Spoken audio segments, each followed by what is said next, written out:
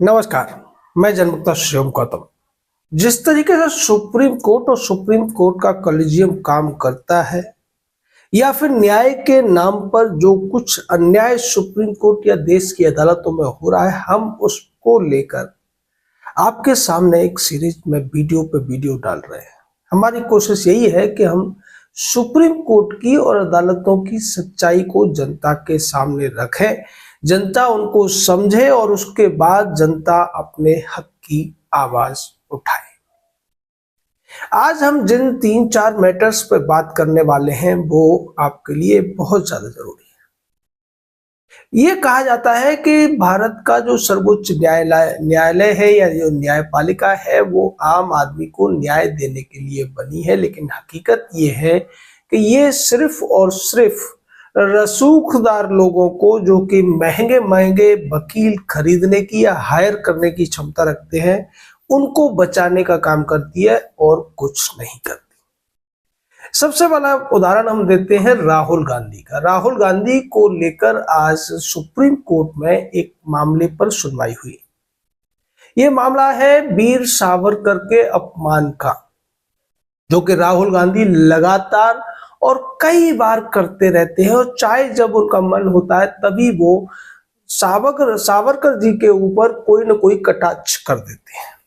मुद्दा कोई भी हो, लेकिन राहुल गांधी के लिए सबसे आसान जो टारगेट होता है वो होते हैं स्वतंत्र वीर सावरकर जी, जिनको गांधी ने भी सम्मान दिया था, नेहरू ने भी, और नेहरू की बेटी इंदिरा ने भी सम्मान दिया था। लेकिन राहुल गांधी नाम का ये राजीव का लड़का उनको सम्मान देने की तो बात, उनको बार बार अपमानित करने की कोशिश करता है।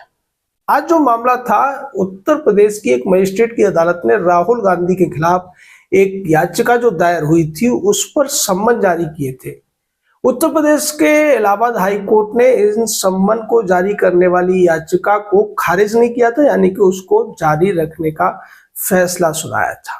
इसको लेकर राहुल गांधी, चूंकि रसूखदार और पैसे वाले आदमी हैं, कांग्रेस पार्टी के शहंशाह हैं, उन्होंने अपने कांग्रेस पार्टी के ही एक मेंबर और भारत के सबसे बड़े वकीलों में शुमार अभिषेक को लगा दिया इस काम के लिए कि जाओ और सुप्रीम कोर्ट से मेरे लिए राहत लेकर आओ।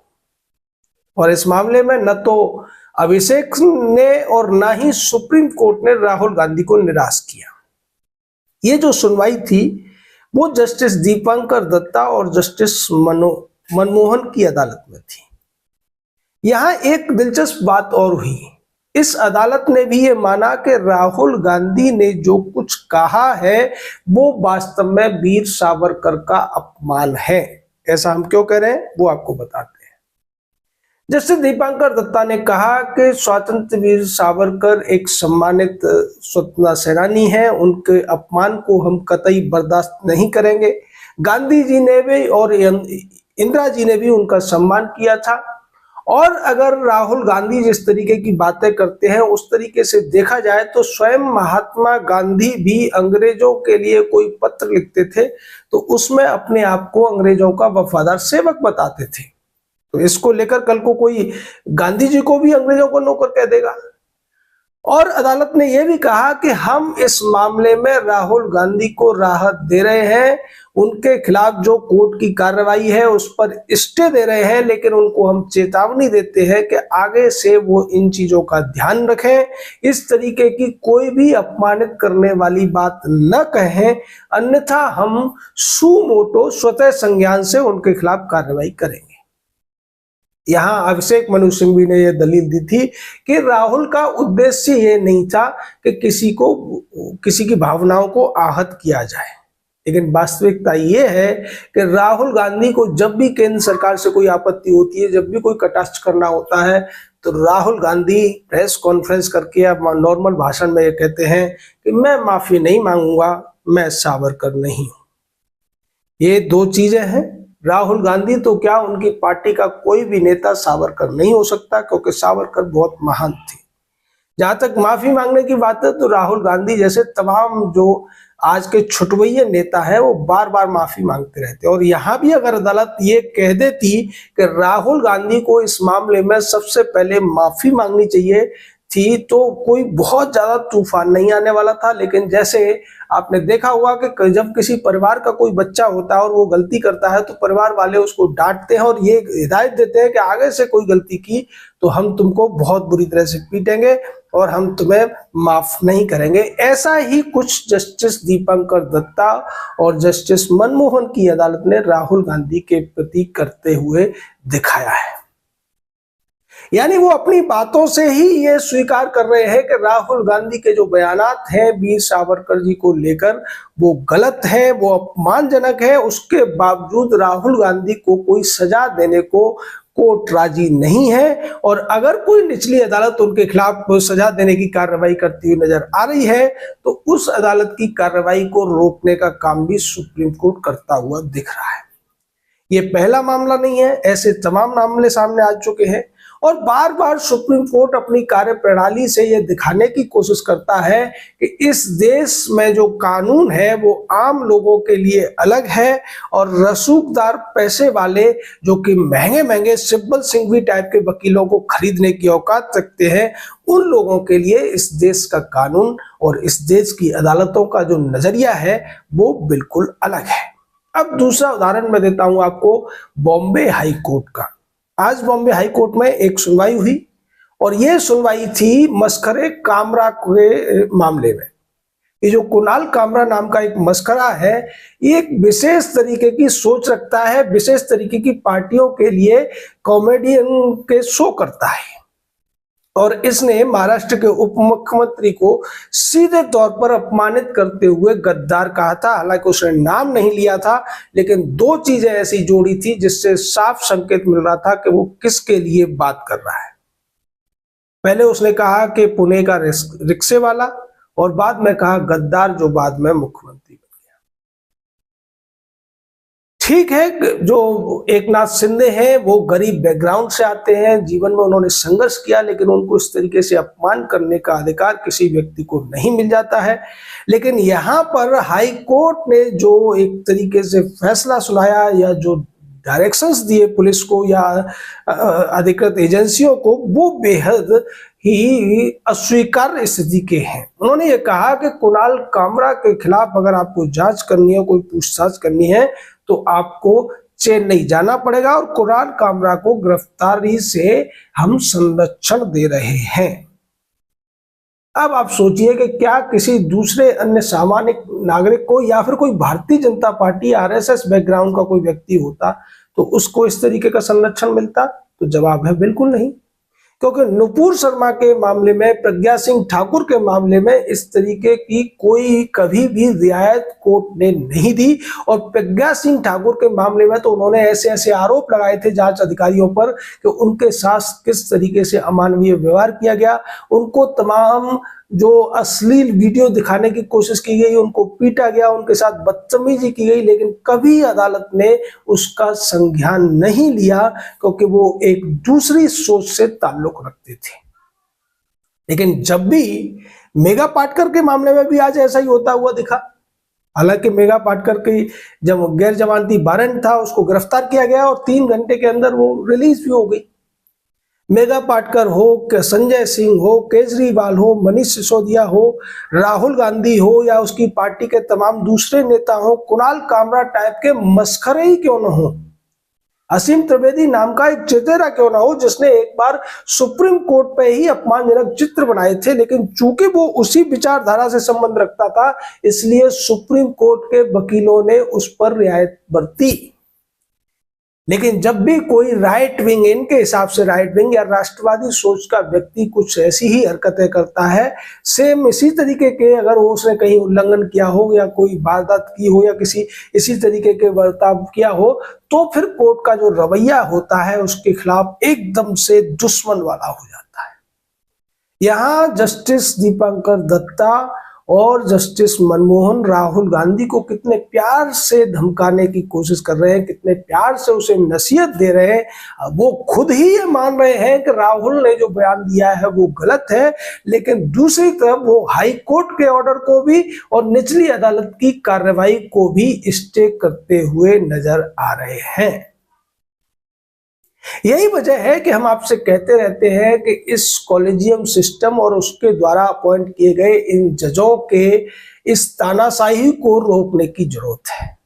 जी हाँ, ये तानाशाही जैसी ही है, क्योंकि ये अपने से ऊपर किसी को मानते नहीं है। लेकिन अभी जो पिछले 1-1.5 महीने में घटनाक्रम हुए हैं, उसके बाद इन लोगों को थोड़ी बहुत तो अक्ल आती हुई दिख रही है, या फिर ये थोड़ी बहुत जनता के रोष से डरते हुए नजर आ रहे हैं। उसका उदाहरण एक देता हूं कि अभी कल परसों एक सुनवाई के दौरान जस्टिस सूर्यकांत ने एक याचिका पर सुनवाई करते हुए केंद्र सरकार को निर्देश देने की कोशिश की, और इसको लेकर अटॉर्नी जनरल वेंकट रमानी ने स्पष्ट तौर पर कहा कि क्या आप कानून बनाने का काम करेंगे? कानून बनाने का काम संसद का है, विधायिका का है, वो आप कैसे कर सकते हैं? तो इस पर जस्टिस सूर्यकांत ने, जो कि सीजेआई की लिस्ट में तीसरे नंबर पर है, और उनका कच्चा चिट्ठा हमने आपके सामने रखा था कि उनकी बैकग्राउंड क्या रही है, उनके ऊपर किस तरीके के आरोप रहे हैं, उन्होंने कहा कि नहीं नहीं, हम कानून बनाने की बात नहीं कर रहे, हम तो सिर्फ इस पर आपकी राय ले रहे हैं। और मामला क्या है? मामला ये है कि एक याचिका सुप्रीम कोर्ट में लगी हुई है कि जो भी लोग निर्विरोध चुन लिए जाते हैं उनको निर्विरोध न माना जाए। यानी कि अगर किसी नामांकन नहीं होता है एक व्यक्ति के अलावा अन्य व्यक्तियों का, तो उस व्यक्ति को निर्वाचन आयोग जो है वो निर्विरोध चुना हुआ मान लेता है। इसको लेकर याचिका ये लगाई गई है कि ऐसा नहीं है कि सारे लोग उसी को वोट दे देंगे अगर उसके खिलाफ कोई खड़ा नहीं हुआ है तो।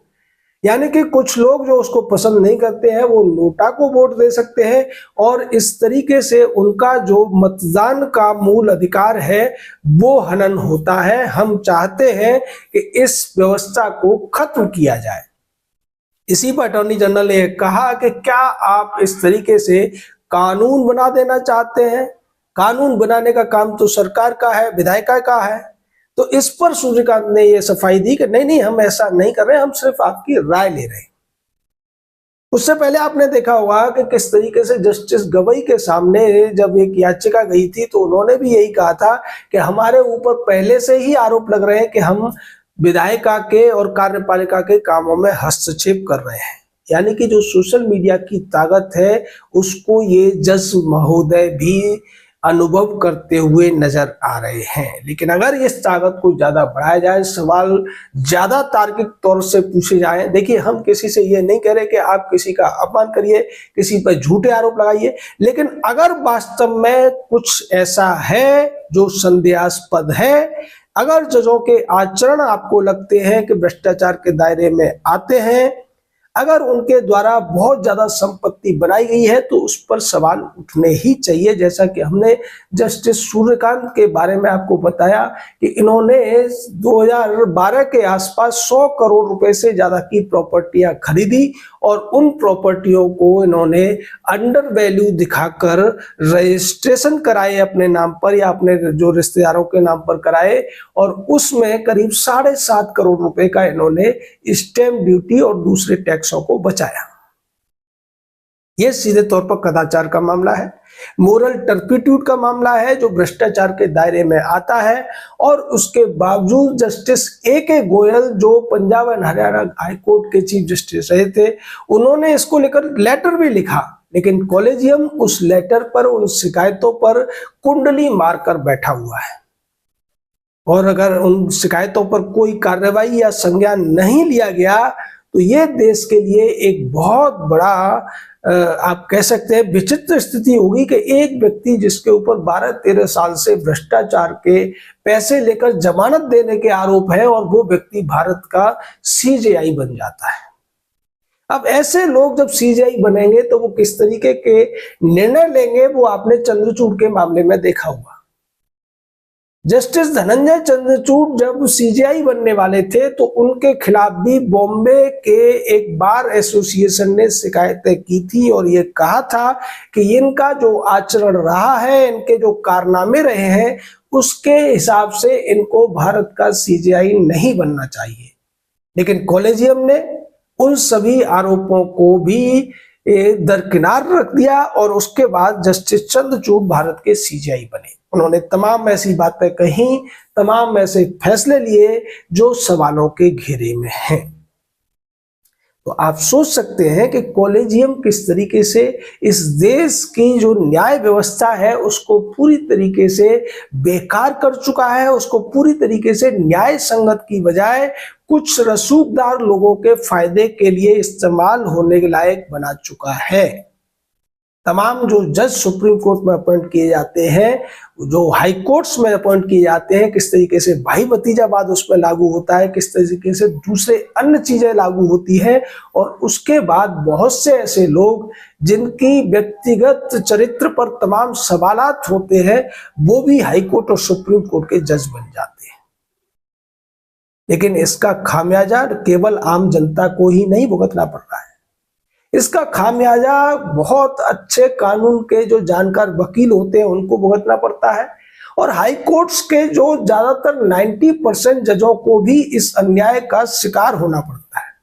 इसको लेकर हम अगले वीडियो में बात करेंगे कि किस तरीके से कॉलेजियम की वजह से देश के 95% से ज्यादा वकील और 90% से ज्यादा हाई कोर्ट्स के जज पीड़ित होते हैं या अन्याय का शिकार हो रहे हैं लगातार 30-40 वर्षों से, जब से ये कॉलेजियम नाम का एक नया तंत्र देश में लागू हुआ है और जिसने अपने आप को संविधान से भी ऊपर साबित करने की लगातार कोशिशें की है। जय हिंद, जय भारत।